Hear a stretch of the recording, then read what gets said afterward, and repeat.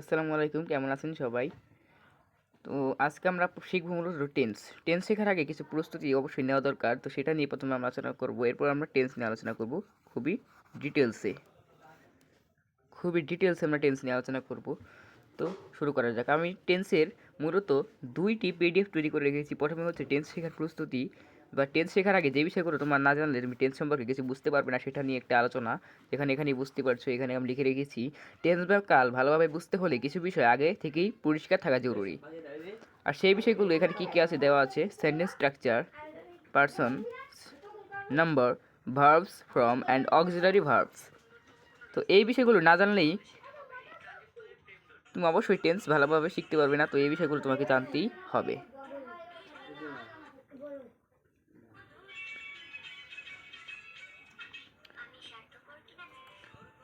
তো কোন ফন্টটা নেব? কালো ফন্টই নেই। ওকে, ঠিক আছে, কালো ফন্ট নিলাম আমরা। এখন আমরা টেন্স সম্পর্কে একটা বিস্তারিত আলোচনা করব। প্রথমে আমরা টেন্সের আগে কি যেসব বিষয়গুলো শিখতে হবে সেগুলো হলো: 1 নম্বরে সেন্টেন্স স্ট্রাকচার, সেন্টেন্স। 2 নম্বরে শিখতে হবে তোমাদের অবশ্যই ভার্বস। এরপর তোমার জানতে হবে নাম্বার, এরপর জানতে হবে জেন্ডার, এরপর জানতে হবে পারসন। জেন্ডার খুব একটা না জানলে সমস্যা নেই, কিন্তু পারসন তোমাকে ভালোভাবে জানতেই হবে। তো চলো আমরা যাই, আস্তে আস্তে আমরা এগুলো শিখে ফেলবো। তো আমরা এরপর নিচে যাই।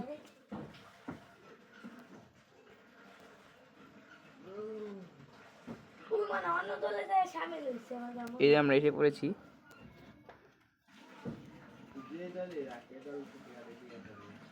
এবার আমরা এসেছি সেন্টেন্স স্ট্রাকচার নিয়ে। আমরা প্রথমে সেন্টেন্স স্ট্রাকচার নিয়ে আলোচনা করব। একটি সেন্টেন্সে কীরকম স্ট্রাকচার থাকে সেটা নিয়ে প্রথমে আলোচনা না করলে তোমরা বুঝতে পারবে না যে আসলে সেন্টেন্স কীভাবে গঠিত হয়। একটি সেন্টেন্সে একটি ভার্ব থাকা আবশ্যক। ভার্ব না থাকলে সেটাকে সেন্টেন্স বলা যাবে না, সেটাকে ফ্রেজ বলা বা বলতে হবে। সেটাকে ফ্রেজ বলতে হবে, সেন্টেন্স বলা যাবে না। যেমন ইংরেজি বাক্যের প্রধান তিনটি অংশ থাকে। দেখি পাচ্ছ, এখানে আমি লিখে রেখেছি। মূলত এই টেন্স মূলত এই গঠনের ভার্ব অংশটি পরিবর্তন করে। সাবজেক্ট, ভার্ব, এক্সটেনশন, এই তিনটি বিষয় নিয়ে মূলত কোনো সেন্টেন্স গঠিত হয়। সেটা যেভাবেই গঠন হোক না কেন, এই তিনটি বিষয় নিয়ে গঠিত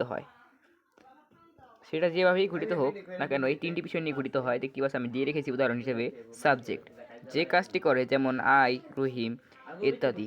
ভার্ব, যে কাজটি করা হয়, যেমন প্লে, ইট, লার্ন শেখা, টিচ শেখানো, টিচ শেখানো। এরপরে তোমরা বলতে পারো রাইট, লেখা, ইত্যাদি ইত্যাদি।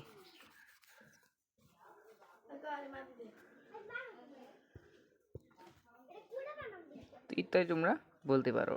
তো আমি ফন্ট সাইজটা একটু ছোটো করে নিলাম। তো এখানে আমি যদি ভালোভাবে আলোচনা করতে চাই তাহলে প্রথমে বলতে হবে সাবজেক্ট আসলে কি। সাবজেক্ট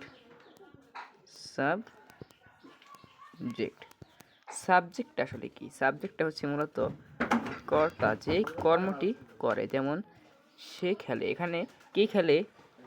উত্তরে আসবে সে খেলে। এখানে যদি প্রশ্ন করি কে খেলে, তাহলে তোমরা সবাই বলবে যে সে খেলে। বা আমি যদি বলি বোঝার সুবিধার্থে বলি রহিম খেলে। তাহলে তোমরা, আমি যদি প্রশ্ন করি কে খেলে, তাহলে তোমরা সবাই বলবে রহিম খেলে। এটাই মূলত সাবজেক্ট। এই খেলেটা হচ্ছে ভার্ব আর রহিমটা হচ্ছে সাবজেক্ট। এখানে যদি আমি বলি ফুটবল খেলে, এখন আমি যদি বলি রহিম কি খেলে, তাহলে তোমরা বলবে ফুটবল খেলে। তাহলে কে দ্বারা প্রশ্ন করলে আমরা সাবজেক্টকে পাচ্ছি, আর কি দ্বারা প্রশ্ন করলে আমরা অবজেক্টকে পাচ্ছি বা এক্সটেনশনকেও পাচ্ছি। অবজেক্ট আর এক্সটেনশনের মধ্যে পার্থক্য আছে, সেটা নিয়ে আমরা অন্য কোনো ভিডিওতে আলোচনা করবো। এখন এদের নিয়ে মাথা ঘামিয়ে লাভ নেই। যদি একটু নিচে আসি, এখানে আসলাম, এখানটা কী আছে আমি একটা উদাহরণ হিসেবে দিয়ে রেখেছি আই ইট রাইস, আমি ভাত খাই। এটা মূলত প্রেজেন্ট টেন্স। আচ্ছা, টেন্স নিয়ে আমরা পরে আলোচনা করবো। প্রথমে আমরা মূলত সাবজেক্ট সেন্টেন্স স্ট্রাকচার নিয়ে আলোচনা করবো। সেন্টেন্স স্ট্রাকচার তো তোমরা জানো, অ্যাডভান্স লেভেলের স্টুডেন্টরা কিন্তু জানো যে সেন্টেন্সকে গঠন ভেদে আবার 3 ভাগে ভাগ করা হয়: simple, simple, complex, compound. Compound তো আমরা এইগুলো নিয়ে আলোচনা করবো না, আমরা মূলত করবো আপাতত একটি সাধারণ সেন্টেন্স মূলত সিম্পল নিয়েই হয়, তো আমরা সিম্পল নিয়ে আলোচনা করি এখানে, যেগুলো নিয়ে তোমরা করো না। তো আমি যদি উদাহরণ হিসেবে বলি, হি, হ্যাঁ, he plays football, he plays football, he plays football.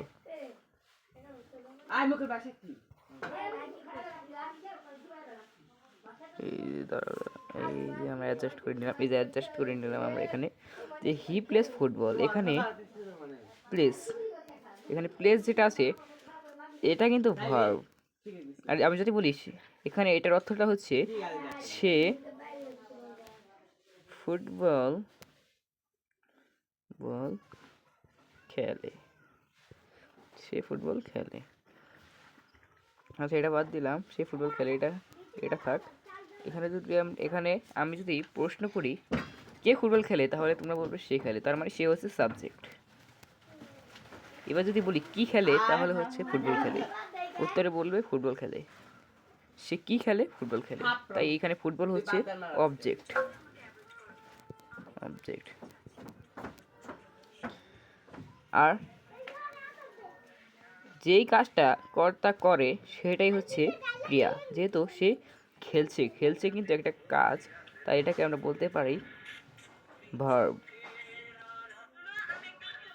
এটাকে আমরা বলতে পারি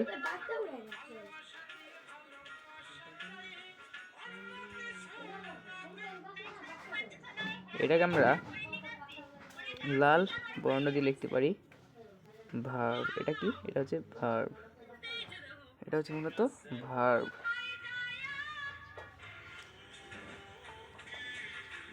এটাকে আমরা ভার্ব বলতে পারি। তো দেখতেই পাচ্ছ, এইভাবে মূলত একটি সেন্টেন্স গঠিত হয়।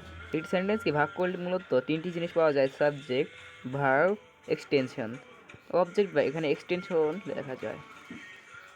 এক্সটেনশন কীভাবে এক্সটেনশন হয় এটা নিয়ে আমরা অন্য কোনো ভিডিওতে আলোচনা করব। তো এটা খুবই হিজিবিজি হয়ে গেছে, তাই এটাকে আমরা প্রথমে একটু অ্যাডজাস্ট করে নিই। এখানে আমি উদাহরণ হিসেবে দিয়ে রেখেছি আই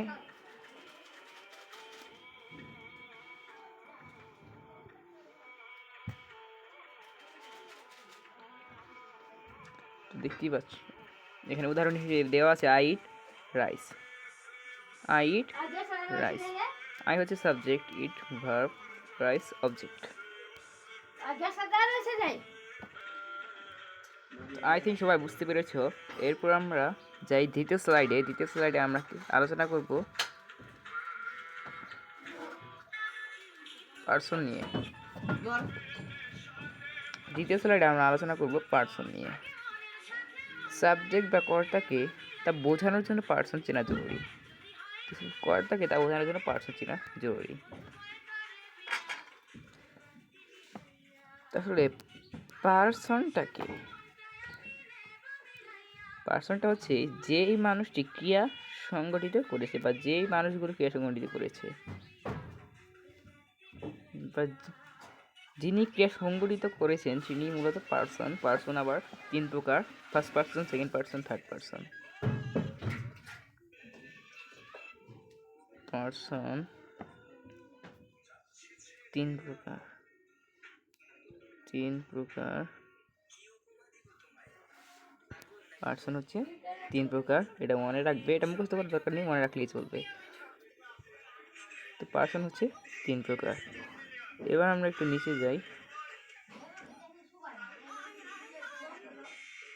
এই যে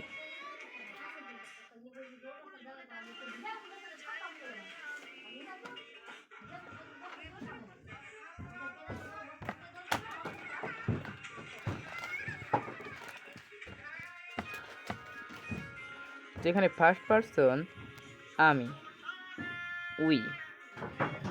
এখানে একটা সহজ নিয়ম আছে, এগুলো মনে রাখা। পার্সন 3 প্রকার দেওয়া আছে, এখানে আমি দিয়ে রেখেছি first person, second person, third person. Third person মানে বক্তা নিজেকে বোঝানো হচ্ছে। এখানে সেকেন্ড পারসন হলে যিনি শ্রোতা, যিনি শুনেন। আর থার্ড পারসন হলে অন্য তৃতীয় কেউ। যেমন আমি যদি বলি সে, এখানে কিন্তু আমি নিজের কথাও বলছি না, অন্যের কথা বলছি না, আমি বলতেছি সে। এটা কিন্তু থার্ড পারসন। এখানে আমি দেয় রেখেছি হি সি ইট বা যে কোনো নাম হতে পারে। এটা রহিম এখানে শুধু উদাহরণ হিসেবে দেওয়া আছে। হি সি ইট যে কোনো নাম, সেটাই হচ্ছে থার্ড পারসন। তবে আবার তোমাদের এটার জন্য আবার নাম্বার জানতে হবে। নাম্বার 2 প্রকার। নাম্বার 2 প্রকার, একটি হচ্ছে সিঙ্গুলার আর একটি হচ্ছে প্লুরাল। ওটা নিয়ে আমরা আলোচনা করব, কারণ উপরে আমি দিয়ে রেখেছি। ওটা নিয়ে আমি দ্বিতীয় স্লাইডে, মানে এর পরের যে স্লাইড আছে সেখানে আমি দিয়ে রেখেছি সুন্দরভাবে। তো এখানে আমরা শুধু পার্সন নিয়ে আলোচনা করব। এটার মনে রাখার জন্য একটি সহজ নিয়ম আছে। আমি,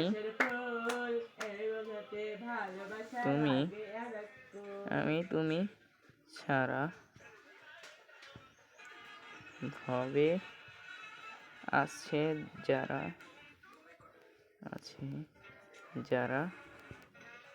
থার্ড পারসন তারা। কারণ থার্ড পারসন কিন্তু খুবই ইম্পর্টেন্ট টেন্সের কারণে।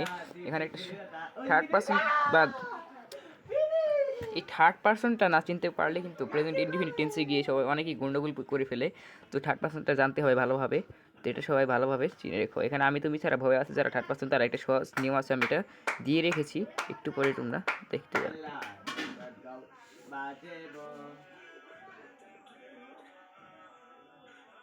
এই যে এখানে দিয়ে রেখেছি, দেখতে পাচ্ছ? এই যে এখানে দেখতে পাচ্ছ, এখানে দিয়ে রেখেছি আমি তুমি ছাড়া ভবে আছে যারা থার্ড পারসন তারা। তো আমি তুমি মানে কি, এখানে আই, উই, ইউ, ইউর, এগুলো ছাড়া যত আছে সবগুলো হচ্ছে থার্ড পারসন। যে কোনো নাম, হি, এখানে সে, এটি, দিস, এইগুলো সব থার্ড পারসন। শুধু আমি তুমি ছাড়া এখানে দেখতে পাচ্ছ আই, উই, ইউ, ইউর, এগুলো ছাড়া বাকি যা আছে সবগুলো হচ্ছে থার্ড পারসন। তো এটা মনে রাখো, জেনে নাও, মেনে নাও। শর্ট ট্রিক দেখতে পাচ্ছ, আমি এখানে লিখে রেখেছি যে আমি তুমি ছাড়া ভবে আছে যারা থার্ড পারসন তারা। তো এবার আমরা যাই এর পরের স্লাইডে আমরা কী নিয়ে পড়বো দেখি। এখানে উদাহরণ আছে, এটার পরে যাবো আমরা। আগে নাম্বারটা ভালোভাবে শিখে নেবো। এই যে এখানে দিয়ে রেখেছি নাম্বারটা, খুব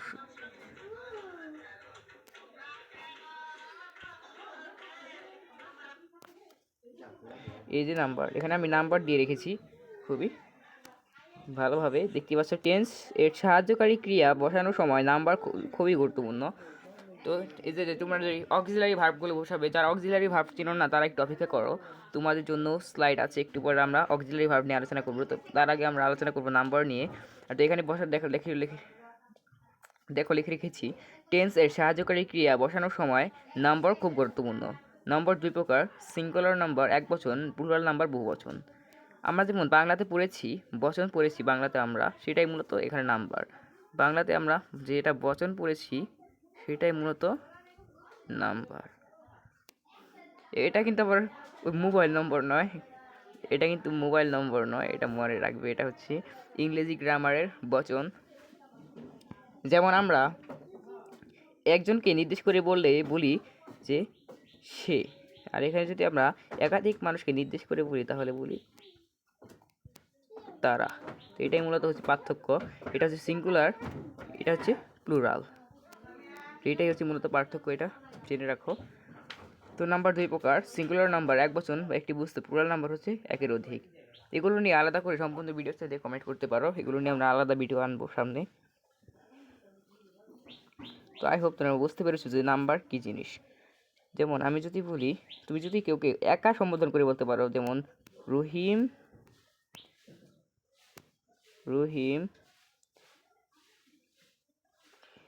ইটস রাইস, রহিম ভাত খায়, এখানে তুমি শুধু রহিমকে নির্দেশ করে বলছো, এখানে তুমি শুধু রহিমকে নির্দেশ করে বলছো।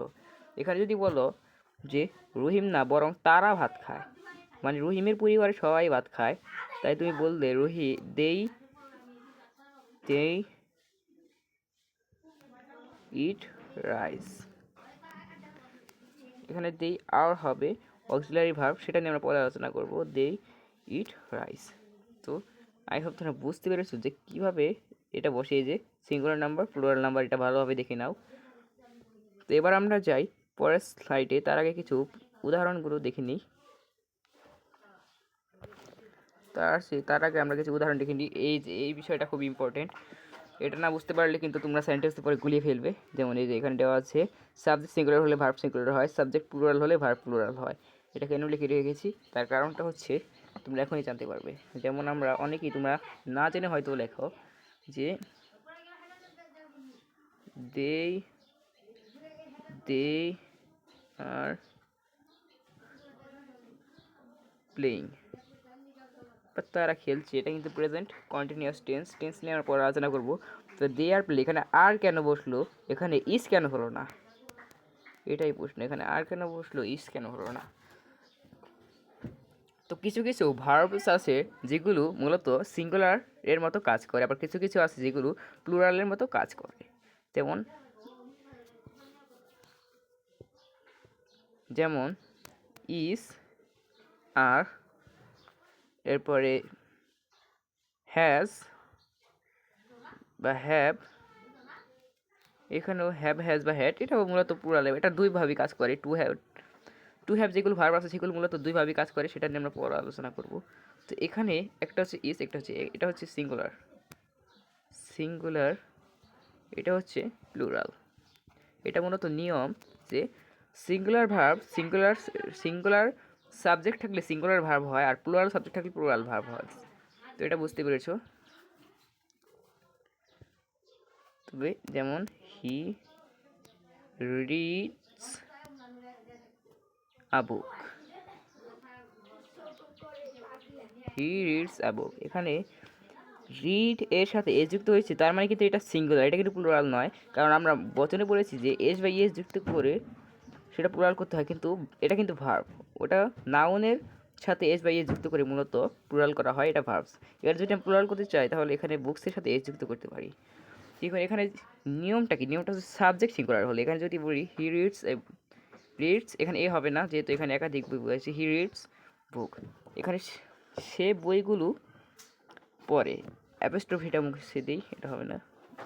হি রিডস বুক, সেই বইগুলো পড়ে, এখানে সাবজেক্ট, কে বই পড়ে, হি বই পড়ে, এখানে হি হচ্ছে সাবজেক্ট। আর সাবজেক্ট যেহেতু এটা সিঙ্গুলার, এখানে শুধু তাকে নির্দেশ করা হয়েছে, আর নিয়ম অনুযায়ী সাবজেক্ট সিঙ্গুলার হলে ভার্ব সিঙ্গুলার হয়। তো সাবজেক্ট সিঙ্গুলার হওয়ার কারণে এখানে রিডস ভার্বটাও সিঙ্গুলার হয়েছে। এখানে যদি রিড থাকতো তাহলে সেটা কিন্তু প্লুরাল হতো। তবে একটা বিষয় আছে, এটা নিয়ে আমরা পরে আলোচনা করবো, একটা মজার বিষয় আছে এই রিড নিয়ে। আর সাবজেক্ট প্লুরাল হলে ভার্ব প্লুরাল হয়, যেমন they play football,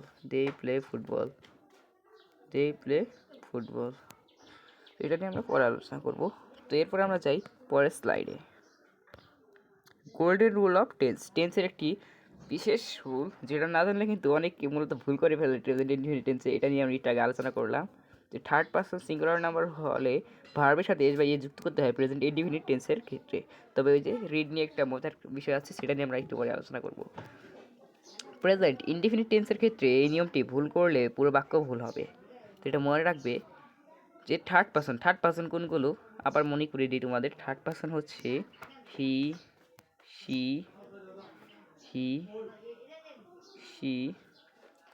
third person হচ্ছে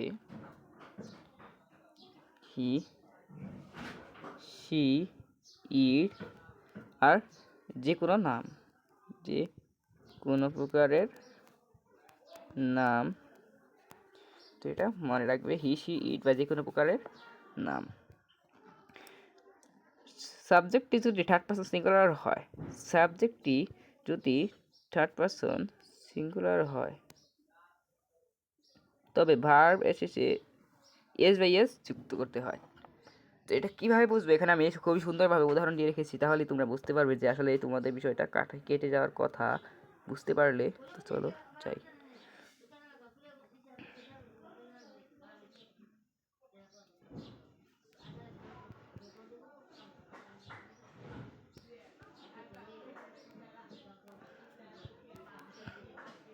এখানে এক্সাম্পল দিয়ে রেখেছি, কিছু উদাহরণ দিয়ে রেখেছি, যেমন আই গো, আমি যাই। এখানে আই গো অর্থ আমি যাই, আমি যাই। এখানে বিষয় হচ্ছে, এখানে এটা কিন্তু আই কিন্তু ফার্স্ট পারসন, কারণ তোমাদের মনে থাকার কথা তো আমি তুমি ছাড়া ভবে আছে যারা থার্ড পারসন ছাড়া। ওখানে নিয়ম অনুযায়ী সাবজেক্টে যদি থার্ড পারসন সিঙ্গুলার নাম্বার হয়, যেহেতু এটা ফার্স্ট পারসন, তাই এখানে এটা যেহেতু ফার্স্ট পারসন সিঙ্গুলার নাম্বার, তাই এখানে এস বাই এস যুক্ত হয়নি ভার্বের সাথে। এরপর আমরা যাই সেকেন্ড এক্সাম্পলে, ইউ গো, ইউ গো, তুমি যাও। এখানে ইউটা হচ্ছে কি, ইউটা হচ্ছে সেকেন্ড পারসন সিঙ্গুলার নাম্বার। এখানে যেহেতু সেকেন্ড পারসন সিঙ্গুলার নাম্বার, তাই এখানের সাথে এস বাই এস যুক্ত হয়নি। নিয়ম অনুসারে থার্ড পারসন সিঙ্গুলার নাম্বারের সাথেই শুধু এস বাই এস যুক্ত হবে। যেহেতু এটা সেকেন্ড পারসন, তাই এখানে কিছু যুক্ত হয়নি, কারণ আমি তুমি ছাড়া ভবে আছে যারা থার্ড পারসন তারা। এটা যেহেতু ইউ, ইউ অর্থ তুমি, তার মানে এটা সেকেন্ড পারসন, এটা থার্ড পারসন নয়, আর তাই এটার সাথে এস বাই এস যুক্ত হয়নি। তো এরপরে আমরা যাব হি গোস, হি গোস, সে যায়। এই যে এখানে দেখতে পাচ্ছ এস বাই এস যুক্ত হয়েছে, কারণ এখানে সে মানে তাকে উদাহরণ করা হয়েছে, সে মানে কি একজনকে, তাই এখানে এটা যেহেতু সিঙ্গুলার, তাছাড়া এটা কিন্তু থার্ড পারসন, কারণ এখানে কি কই রে ভাই দেখ তো, এখানে উদাহরণ হিসেবে দেওয়া আছে হি গোস, সে যায়, থার্ড পারসন সিঙ্গুলার নাম্বার। এটা থার্ড পারসন হওয়ার কারণ হচ্ছে এটা কিন্তু সে তৃতীয় পক্ষ কোনো মানুষকে সম্বোধন বা নির্দেশ করা হয়েছে। আর এখানে যেহেতু এটা সিঙ্গুলার নাম্বার, তাই এখানে মূলত এস বা ইএস যুক্ত হয়েছে, এখানে কিন্তু ইএস যুক্ত হয়েছে। তো আই হোপ তোমরা বুঝতে পেরেছো এবার যে কীভাবে। তো আরেকটা প্রশ্ন আছে অনেকের, যে এস বা ইএস, এস কোথায় যুক্ত করবো আর ইএস কোথায় যুক্ত করব। তো একটা কথা বলে নেই, ভয়েল তোমরা যারা না চিনো তাদের জন্য লিখে দিই, ভয়েল বা স্বরবর্ণ, ইংরাজি স্বরবর্ণ বা vowel, vowel A E I O U, A E I O U ইত্যাদি যদি কোনো ওয়ান সিলেবল বিশিষ্ট সেন্টেন্সের শেষে থাকে, তাহলে তারপরে ইএস যুক্ত হয়ে তা প্লুরাল করতে হয়। এটা কিন্তু নিয়ম, এ ই আই ও ইউ, এটা মনে রাখবে। যেমন এখানে যদি আমি বলি বক্স, বক্স, তবে এক্স এবং ওয়াই কিছু ব্যতিক্রম আছে। এখানে কিন্তু মাঝে ভয় রয়েছে এবং তারপরে এক্স রয়েছে, তাই এখানে বক্সেস, এটা নিয়ে আলাদা একটা ভিডিও আমি করবো ইনশাল্লাহ। বক্সেস হয়েছে প্লুরাল করতে গিয়ে, বা উদাহরণ হিসেবে বলা যায় গো দিয়ে আমি বলি, যেমন গো, এখানে কিন্তু শেষে ভয় রয়েছে, এই দেখতে পাচ্ছ ও, ও কিন্তু একটি স্বরবর্ণ বা ইংরেজি স্বরবর্ণ। তো এটাকে যদি আমরা প্লুরাল করতে চাই, তাহলে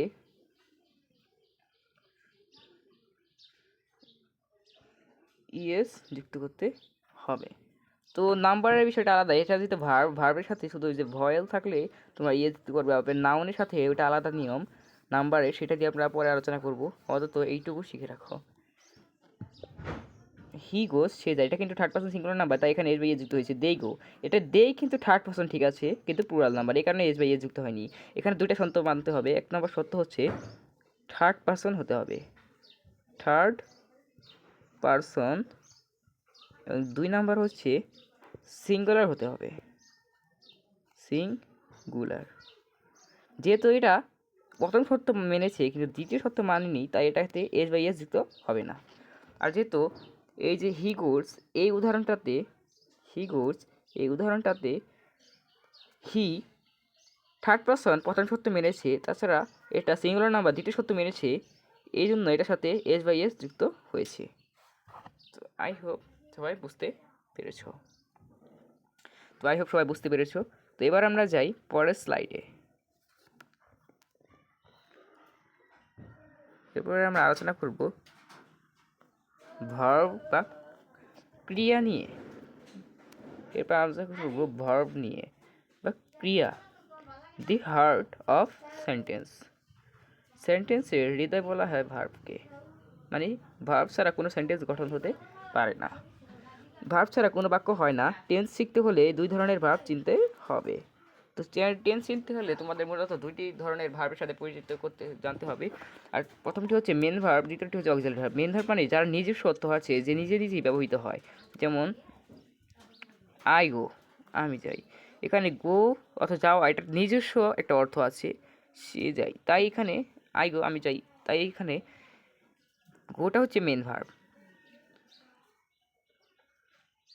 আর আই উইল গো, আমি যাব, এখানে উইলটা এই গোটাকে সাহায্য করেছে ভবিষ্যতে, এই জন্য এই উইলটা হলো সাহায্যকারী ভার্ব বা অক্সিলারি ভার্ব। তো এটা নিয়ে আমরা আলোচনা করতেছি, তোমরা একটু ভালোভাবে মনোযোগ দিয়ে দেখো মেন ভার্ব এবং অক্সিলারি ভার্ব। তাহলে আমি একটা মজার বিষয় ধরি প্রথমে। এই গো, এটা কি সেন্টেন্স নাকি ওয়ার্ড? এটা কি সেন্টেন্স নাকি ওয়ার্ড? তো এই গো কিন্তু একটা সেন্টেন্স, এটা মনে রাখবে। ইংরেজি গ্রামারের বা ইংরেজি সাবজেক্টের সবচেয়ে ছোটো সেন্টেন্সটা হচ্ছে গো। গো হচ্ছে সবচেয়ে ছোটো সেন্টেন্স।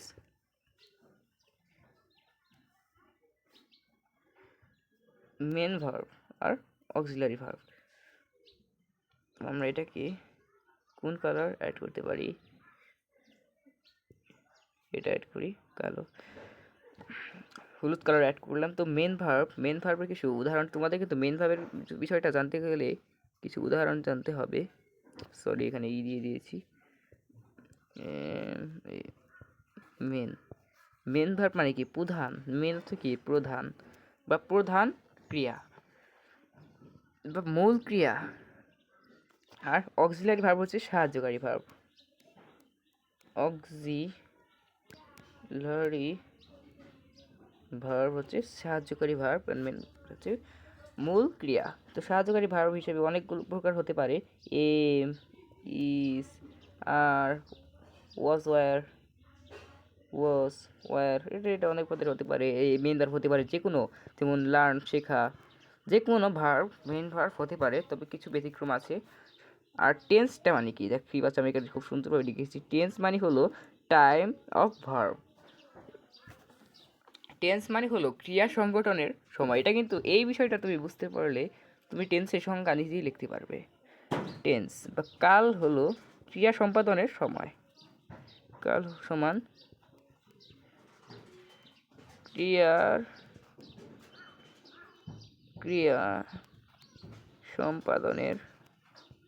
সম্পাদন আছে, এটা বোঝা যায় না ভালোভাবে। ক্রিয়া সম্পাদনের সময়কে মূলত কাল বলা হয়। তো আমাদের এখন আমরা কি কি শিখলাম প্রথমে একটু রিভিশন দিয়ে দিই, তারপর আমরা সামনে এগোবো। কারণ সামনে কিছু বিষয় আছে যেগুলো তোমাদের না জানলেই নয়। এখন এগুলো পরিষ্কার করে নিই আগে। এরপর আমরা কী কী শিখলাম সেটা নিয়ে একটু আলোচনা করি, আবার একটু রিভাইজ দিয়ে নিই। তো আমরা যে টপিকগুলো শিখেছি সেগুলো আগে একটু লিখে নিই, এরপর এটা নিয়ে আলোচনা করব ছোট্ট করে। তো প্রথমে যে টপিকসটা শিখলাম আমরা, সেটা হচ্ছে 1 নম্বর যে টপিকসটা শিখেছি সেটা হচ্ছে sentence structure. Sentence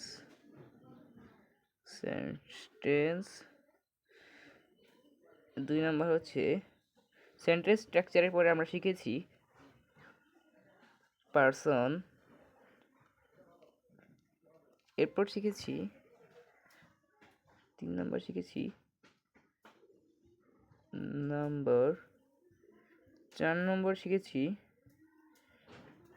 verb. Verb বা দুই প্রকার, একটা হচ্ছে মেন ভার্ব, আরেকটি হচ্ছে অক্সিলারি ভার্ব।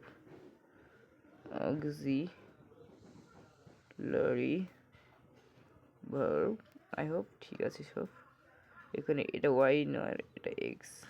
Auxiliary verb.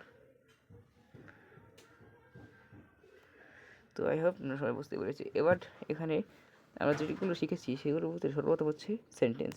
সেন্টেন্সকে মূলত তিন ভাগে ভাগ, সেন্টেন্সের ভাগের বিষয়টা, সেন্টেন্স স্ট্রাকচারটা বললে মূলত সেন্টেন্স বেসিক্যালি এই স্ট্রাকচারে গঠন করা হয় subject plus verb plus extension বা অবজেক্ট। আর এখানে যদি আমরা যদি ধরি হি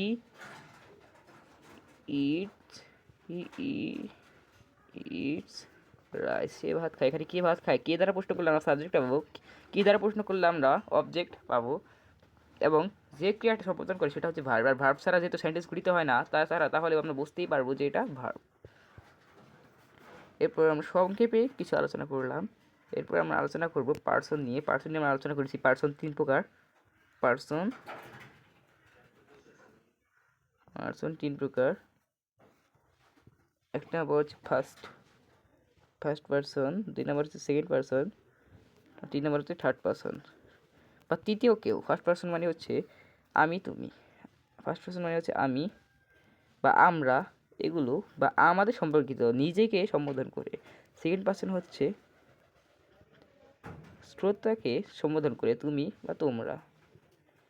আর থার্ড পার্সন হলে তৃতীয় কাউকে সম্বোধন করে,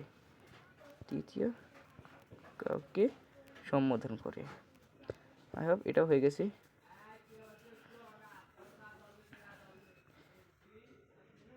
এবার আমরা 3 নম্বর বিষয় নাম্বার নিয়ে একটা ছোট্ট আলোচনা করব।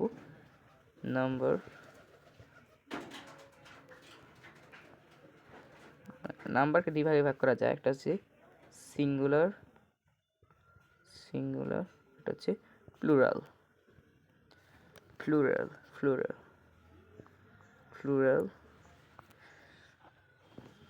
নাম্বারকে 2 ভাগে ভাগ করা যায়, সিঙ্গুলার, প্লুরাল। আর থার্ড পার্সন সিঙ্গুলার হলে ভার্বের সাথে এস বা ইয়ে যুক্ত হয়, এটা তো আমরা পড়েছি। এবার আমরা এটা রিভাইভ করতে পারি, ছোটোখাটো একটা আলোচনা। এরপর আমরা ভার্ব পড়েছি, ভার্ব 2 প্রকার, main verb, auxiliary verb. Main verb মানে হচ্ছে যার নিজের সত্তা আছে, যে নিজে সেন্টেন্স একাই ব্যবহৃত হতে পারে বা ঐকিকভাবে ব্যবহৃত হতে পারে। আর অক্সিলারি ভার্ব হচ্ছে সাহায্যকারী ভার্ব, যা মেন ভার্বকে সাহায্য করে। তো অক্সিলারি ভার্বের প্রচণ্ড একটা মানে ব্যবহারটা প্রকট ইংলিশে, তাই অক্সিলারি ভার্বটা সম্বন্ধে একটা ভালো জ্ঞান থাকতে হবে। যেমন আমি এখানে যদি উদাহরণ হিসেবে বলি, আই এম, আমি। আচ্ছা, এখানে আমি এগুলো পরিষ্কার করি, অক্সিলারি ভার্ব নিয়ে একটা উদাহরণ দিয়ে দিই, তাহলে তোমরা এটার ব্যবহারটা বুঝতে পারবে।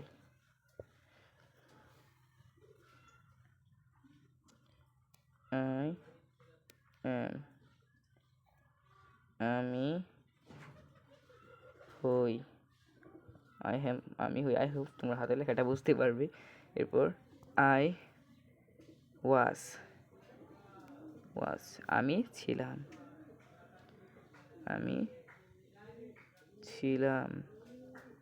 এরপর আই উইল,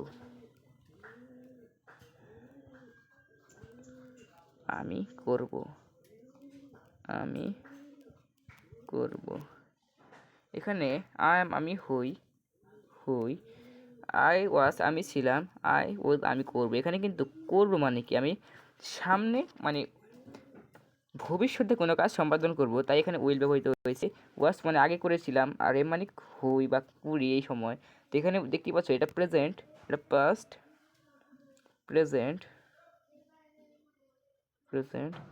পাস্ট, এটা ফিউচার।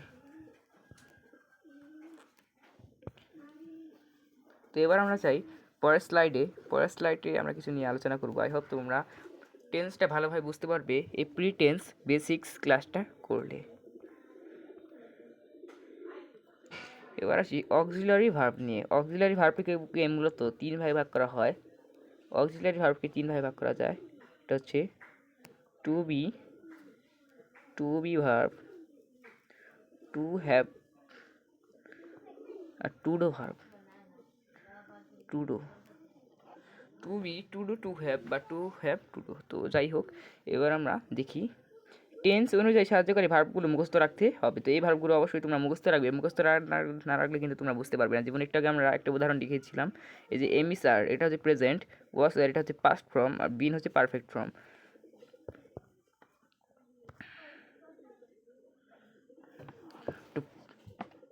এই যে দেখতে পাচ্ছ, to be, to have, to do, এটা হচ্ছে। আর কিছু মডাল আছে, সেটা নিয়ে আমরা পরে আলোচনা করব। এগুলো কিন্তু সেন্টেন্সের ব্যবহারটা ব্যাপক রয়েছে, এটা না বুঝতে পারলে কিন্তু হবে না। এটাকে পরিষ্কার করে নিই। যেমন টু বি ভার্বের মধ্যে রয়েছে M is R, was were, বিন। এই ওয়াস ওয়ারের ব্যবহারটা মূলত পাস্ট টেন্সে হয়, আর এটা মূলত প্রেজেন্ট টেন্সে হয়। এটা মনে রাখবে, এটা দিয়ে পরে আমরা ভালোভাবে শেখার চেষ্টা করব। আর টু হ্যাভ ভার্ব, এটা মূলত এই যে যেটা দেখতে পাচ্ছ টু হ্যাভ, এগুলো হচ্ছে প্রেজেন্ট টেন্সে ব্যবহৃত হয়। ওখানে আমি লিখে গিয়েছি সেটা করে প্রেজেন্ট টেন্সে। আর হ্যাডটা মূলত পাস্ট টেন্স, পাস্ট পারফেক্টে ব্যবহৃত হয়, পাস্ট টেন্স। এরপর two do verb, two do verb হচ্ছে ডু, ডাজ, ডিড। অনেক সময় সেন্টেন্সের মধ্যে অক্সিলারি ভার্ব থাকে না, বা ওই যে ভার্বগুলো দেখতে পাচ্ছ টু বি, টু হ্যাভ, ওগুলো না থাকলে মূলত ডু ডাজ দিয়ে কাজ চালানো হয়, আর ডু ডাজ, ডিড। এরপর কিছু মডাল ভার্ব ব্যবহৃত হয় টেন্সে, যেমন shall, will, should, would, can, could. এগুলো জানা ভালো, জেনে রাখো। তো শেল উইলের ব্যবহারটা তোমরা খুব ভালোভাবে বুঝতে পারবে। শেল উইলটা খুব ভালোভাবেই ব্যবহৃত হয় প্রচুর আকারে টেন্সের ভেতরে। তো আরেকটা বিষয় ব্যবহৃত হয়, উইল বি, শ্যাল বি, টেন্সেও তোমরা সেটা দেখতে পারবে। তো তোমরা দেখতেই পাচ্ছ এখানে যা যা দেওয়া আছে, এটা আমি মূলত ডিসক্রিপশনে দিয়ে দেবো, তোমরা এটা প্রিন্ট করে পড়তে পারবে, সমস্যা নেই। তো এরপরে আমরা যাই একটু নিচে। এবার তোমাদের যেই জিনিসটা না পারলে তোমরা টেন্সের ভেতরে, মানে টেন্সটা তোমরা চেঞ্জই করতে পারবে না, ফর্মস অফ ভার্ব বা কনজুগেশন অফ ভার্ব, এটাকে কনজুগেশন অফ ভার্ব বলে। প্রতিটি মেন সাবজেক্টের তিনটি প্রধান রূপ থাকে। প্রতিটি মেন সাবজেক্টের কয়টা রূপ থাকে? তিনটি রূপ। একটা হচ্ছে present, past, past perfect. Past perfect মানে কি? এখনই, মানে বিষয়টা হচ্ছে এখনই কাজটা সংগঠিত হয়ে গেছে, এখনই সংগঠিত হয়ে গেছে। যেমন আমি যদি বলি আমি ক্লাস নিয়েছি, বা আমি ক্লাস শেষ করার পরে আমি যদি কাউকে বলি আমি ক্লাস নিয়েছি, তাহলে আমি এভাবে বলবো,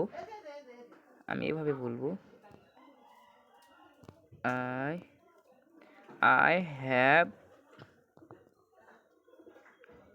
ডান, বা ক্লাস শেষ করেছি, I have done the class, I have done the class. তো এখানে হ্যাভটা ব্যবহৃত হয়েছে মূলত পারফেক্ট টেন্সের কারণে। আর পারফেক্টটা মানে হচ্ছে আমি, আচ্ছা ইংরেজি বাক্য শেষে যদি ছি, ছেন, ছো ইত্যাদি এই যে লগ্নগুলো দেখতে পাচ্ছ, এগুলো থাকলে মূলত সেটা পারফেক্ট টেন্স হয়। যেমন দেখতে পাচ্ছ এখানে উদাহরণ হিসেবে দেওয়া আছে যে গিয়েছে, গন, খেয়েছে, ইটেন, করেছে, ডান। তো এখানে go, went, gone, eat, ate, eaten, do, did, done. তো এগুলো তোমাদের ভালোভাবে পড়তে হবে। এগুলো তোমাদের মূলত তোমাদের যেই বইগুলো আছে গাইডগুলো, গ্রামার, সেখান থেকে তোমরা এগুলো মুখস্থ করবে প্রতিদিন 5টি, বা প্রতিদিন যদি তুমি 3টি করে করো তাও কিন্তু অনেকটা হয়ে যায়। প্রতিদিন 3টি করে করলে কিন্তু 3 গুণ, মাসে যদি 30 দিন ধরো তাহলে 90টি ভার্ব মুখস্থ হয়ে যাবে শুধু এভাবে। আর যদি সেটাকে আবার 90 রে যদি আবার 3 দিয়ে গুণ করো, 270টি ওয়ার্ড তোমার পড়া হয়ে গেল। তাই এটা অবশ্যই পড়ার চেষ্টা করবে, এগুলো খুব কাজে দেবে। এখন হয়তো বুঝতে পারবে না, কিন্তু এগুলো সেন্টেন্স মেকিংয়ের জন্য খুবই গুরুত্বপূর্ণ। এরপর স্ট্রং বা উইক ভার্ব, যে তালিকা বই থেকে পড়ে নিতে হবে, আমি এখানে লিখে রেখেছি। তো আই হোপ তোমরা বুঝতে পেরেছো। এরপরে আমরা যাই পরের স্লাইডে। যেমন সাবজেক্ট, অবজেক্ট, ফ্রম। প্রোনাউন যখন সাবজেক্ট হিসেবে বসে তখন একরূপ, আর অবজেক্ট হিসেবে বসলে অন্যরূপ হয়। তো সাবজেক্ট আর অবজেক্ট এটা কি আসলে তোমাদের কেস নিয়ে একটু পড়াশোনা করলে এটা বুঝতে পারবে, যাকে বাংলায় কারক বলে। কেস, এটা কিন্তু ওই কেস না, মানে যে পুলিশ সে কাছে যে কেস করা হয় ওই কেস না, এটা হচ্ছে মূলত ইংরেজি গ্রামারের একটি টপিক, কেস বা কারক বা কারক। এটা পড়লে তোমরা এটা সম্পর্কে একটা ধারণা পাবে। তবে আমরা খুব সংক্ষেপে খুব সহজভাবে এটা নিয়ে আলোচনা করব। সাবজেক্ট ও অবজেক্ট ফর্মস। প্রোনাউন্স হিসেবে সাবজেক্ট হিসেবে বসে তখন একরূপ, অবজেক্ট হিসেবে বসলে অন্যরূপ হয়। যেমন দেখতে পাচ্ছ, সাবজেক্ট যখন বসে, প্রোনাউন যখন সাবজেক্ট হিসেবে পড়ে। প্রোনাউন কি এটাও অনেকের আবার জানা নেই, তাহলে এটাকে একটু ব্যাখ্যা করা প্রয়োজন। প্রোনাউন প্রোনাউন কি?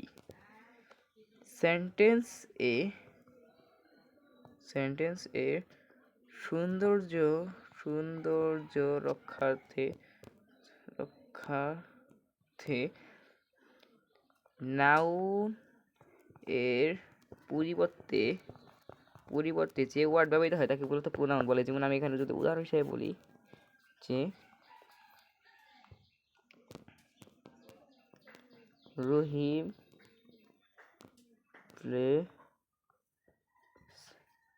Plays football. তারপর যদি লিখি he is a good player,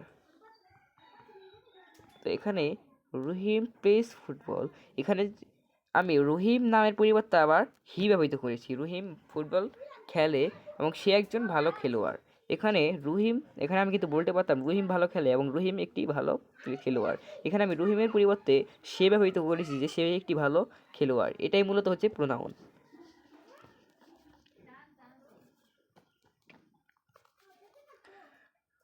তো আই হোপ তোমরা বুঝতে পেরেছো এই উদাহরণটাতে। তো আই মানে হচ্ছে আমি, মি অর্থ আমাকে, মাই অর্থ আমার, হি মানে সে, হিম অর্থ তাকে, হিস অর্থ তার, সি অর্থ সে, হার অর্থ তাকে, হার অর্থ তার, দে অর্থ তারা, দেম অর্থ তাদের, দেয়ার অর্থ তাদের। তো এগুলো হচ্ছে মূলত এই অল্প কয়টা বিষয় তোমাদের জানলেই চলবে আপাতত। সাবজেক্টিভ এবং অবজেক্টিভ, পসেসিভ বা অধিকার ফর্ম। এবার আমরা আই হোপ টেন্সের শেখার জন্য প্রস্তুতি কমপ্লিট করে ফেলেছি। টেন্স শেখার জন্য যে বিষয়গুলো জানা প্রয়োজন সেগুলো আমরা জেনে ফেলেছি।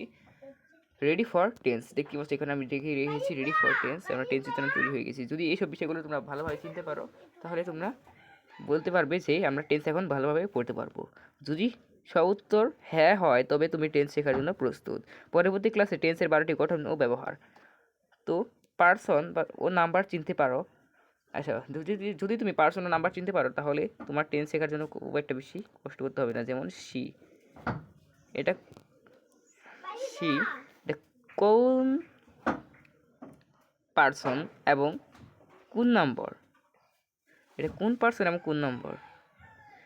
যাদের উত্তর হয়েছে এটা থার্ড পার্সন সিঙ্গুলার, তারা ঠিক আছো, এটা থার্ড পার্সন সিঙ্গুলার নাম্বার, তাহলে তারা প্রস্তুত আছো। বা আরেকটা উদাহরণ হিসেবে বলা যায় রিয়া,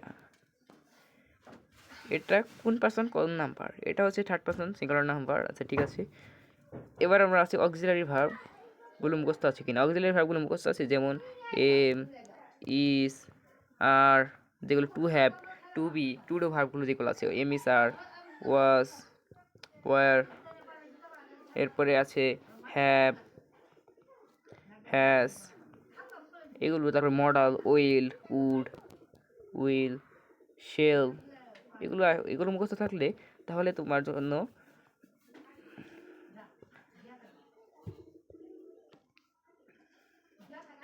টেন্স শেখা খুব সহজ হবে। এবার আমরা 3 নম্বরে আসি ভার্ব 1, ভার্ব 2, ভার্ব 3 পার্থক্য বোঝা কি। তুমি যদি এগুলো বুঝো তাহলে কিন্তু তোমার জন্য ঠিক আছে। যেমন গো, ওয়েন্ট, গন, এটা তো তোমরা সবাই দেখলে উদাহরণই। তো এবার আমি একটু দেখবে তুমি যদি এটা মনে মনে বলতে পারো তাহলেই তুমি প্রস্তুত টেন্স শেখার জন্য। যেমন আমি এখানে উদাহরণ হিসেবে দিতে পারি সিং, এটা কি হবে, এটা হবে পাস্ট ফর্মে স্যাং, এরপর হবে সং, এটা হয়তো বুঝতে পারছি যে পাস্ট পিপি, পাস্ট পার্টিসিপল। এরপর প্রেজেন্ট, এটা প্রেজেন্ট প্লাস পার্টিসিপল। তো যাদের এই সবগুলো বিষয় হয়ে গেছে, এরপর সাবজেক্ট এবং অবজেক্ট বিষয়টা চিন্তা করলে তো আরও ভালো।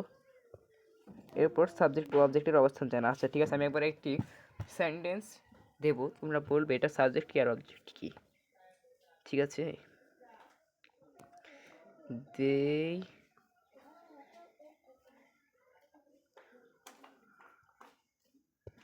they will do this, they will do this। এটা এখানে কিন্তু সাবজেক্ট আছে কিন্তু অবজেক্ট নেই, তবে এক্সটেনশন আছে, সেটা নিয়ে আমরা পড়াশোনা করবো। আই হোপ যারা বুঝতে পেরেছো তাহলে জন্য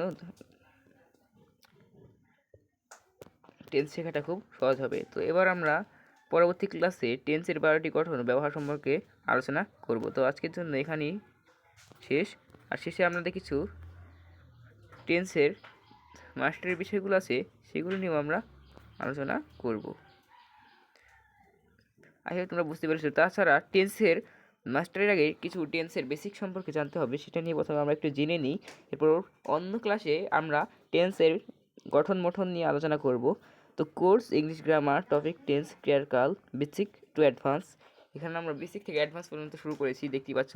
তোমাদের আমি একেবারে মূল থেকে শুরু করেছি, sentence structure, person, number, verbs, from and conjugation of verbs ইত্যাদি। এরপর হিস্টোরি, টেন্স কীভাবে, এই টেন্সের তৈরিটা কোথা থেকে হলো সেটা নিয়ে একটা মজার কাহিনী রয়েছে। তো চলো জানি।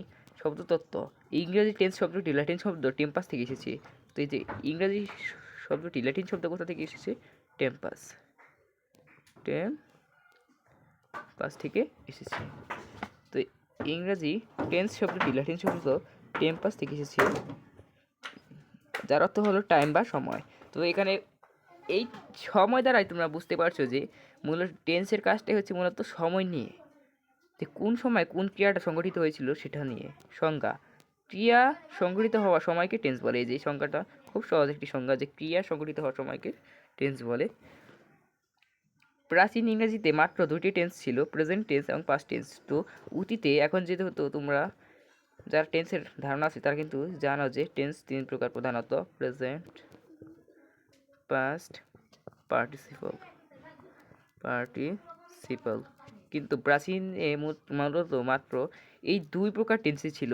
আর আগে এই যে ফিউচার যেটা আছে, সরি এখানে ফিউচার টেন্স যেটা আছে সেটা ছিল না।